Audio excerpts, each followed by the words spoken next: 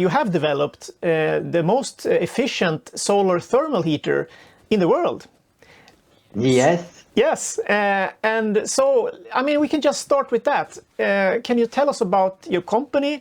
And of course, then we can move on to look into this fantastic technology.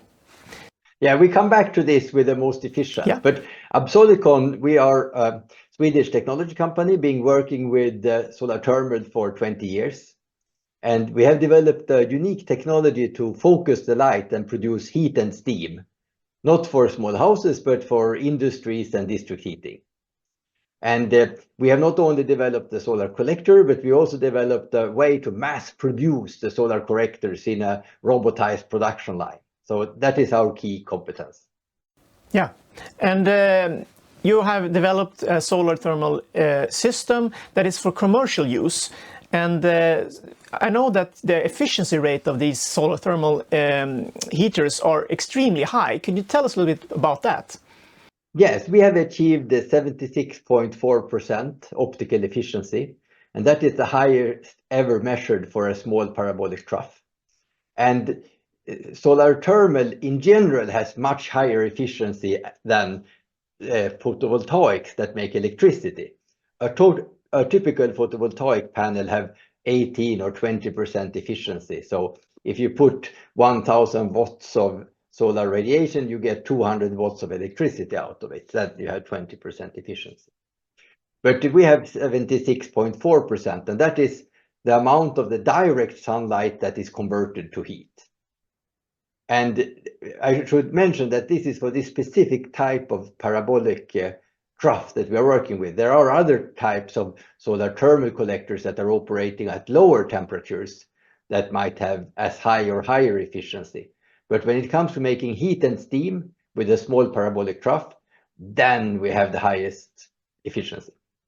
But clearly, I mean, the efficiency is 3 or 4 times higher than photovoltaics. So it's yeah. And I know that one of your key messages that you often talk about is that half of the energy we use globally is in fact heat. So yeah, this is something often forgotten. People think that the world is run on electricity because electricity is what we see around us and that we have in our daily life. But if we look at the final consumption of energy, it's only 20% that is electricity for lighting and computers and motors. 30% is for our transports with buses and cars and boats and airplanes. But 50% is burning fuel to get heat. And this might be heat to heat a house or a commercial building, but it's also heat to run industrial processes. So if you have a dairy, for example, you need to pasteurize the milk, and you never do that with electricity. You always burn fossil fuel to get steam, and you use this steam to pasteurize the milk. So all the industrial processes we have around us to produce our clothes, our food, our medicine, they are run by a big steam boiler in the back of the factory, burning fossil fuel and running the factory. And this is forgotten because when we come into the shop, we see the lights in the roof and we see, oh, this shop is consuming electricity. But you don't see all the carbon that went into making the clothes that are actually sold in the shop. No. And I think it's easy for people to kind of misunderstand or dismiss solar altogether because they see the photovoltaics and they see that, oh yeah, it's a couple of % of the whole energy use in a country or even globally. But what you're looking at is at least 3 or 4 times that, and on a global scale you can actually increase it even further since it's heat you're talking about, right? Yeah. Yeah.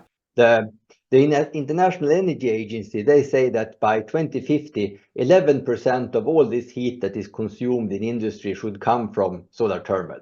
So there's a big transition here where industry traditionally burn different fuels to get heat, but in the future they will use solar heat directly from the sun.